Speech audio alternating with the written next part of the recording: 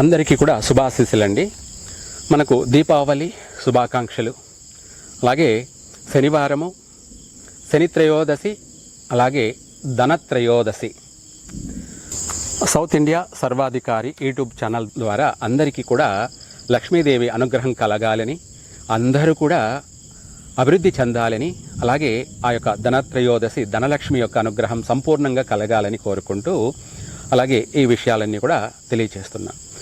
ఇక్కడ ధనత్రయోదశి, శనిత్రయోదశి రెండూ కూడాను జరగడం అంటే, ఒక మాటలో చెప్పాలి అంటే దీపావళికి ముందు శనివారము సంధ్యా సమయం అంటే సాయంకాలము. ఈ సాయంకాలము అన్నది పగలు పోయి రాత్రి వచ్చేటువంటి సమయమే సంధ్యా సమయము. దీని ధనత్రయోదశి, శని యొక్క త్రయోదశి, శని త్రయోదశి రెండూ కూడా రావడము ఒక మన యొక్క జన్మల యొక్క దరిద్రాన్ని మనకే కాదు, మన తల్లిదండ్రులకి, మన యొక్క పూర్వీకులకి 7 తరాల నుంచే కాకుండా వంశపారంపర్యంగా పట్టి పీడిస్తున్నటువంటి చెడుని, దరిద్రాన్ని ఈ రోజుతో ప్రక్షాళన చేసుకోవచ్చు. ఇంట్లో ప్రతి ఒక్కరు కూడా ధనలక్ష్మి యొక్క పూజను చేయండి. ఆ ధనలక్ష్మి పూజను చేసే రోజున, ఈ యొక్క ధనత్రయోదశి రోజున, అటు నవగ్రహాలకి, శనికి ప్రత్యేకంగా చేస్తూ 7 కొండల వాడికి కూడా 7 వారాల కథని పూజను కూడా చేసుకుంటూ, దీంతోపాటు లక్ష్మీదేవి యొక్క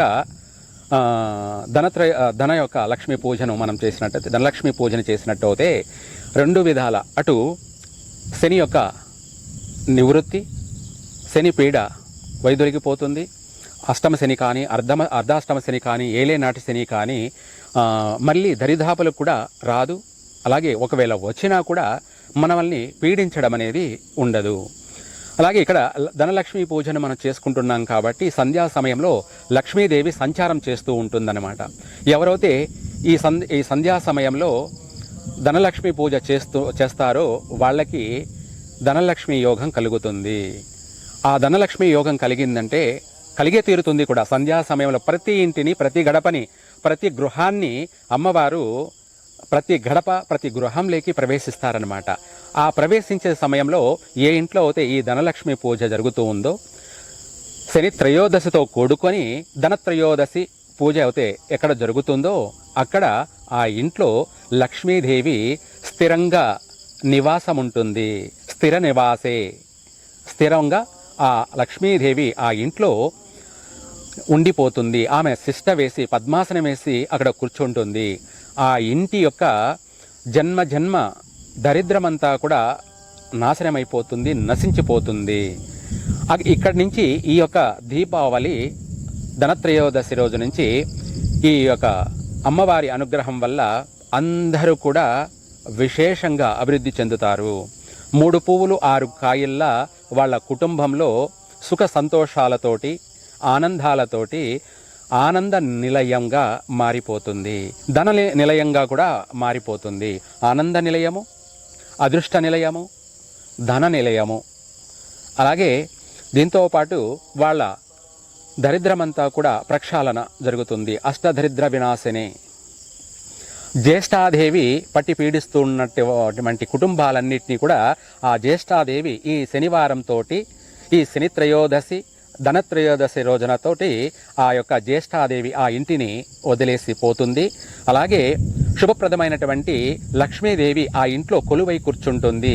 ఆర్థిక పరంగా అభివృద్ధి చెందుతారు, ఆరోగ్యపరంగా బాగుంటారు.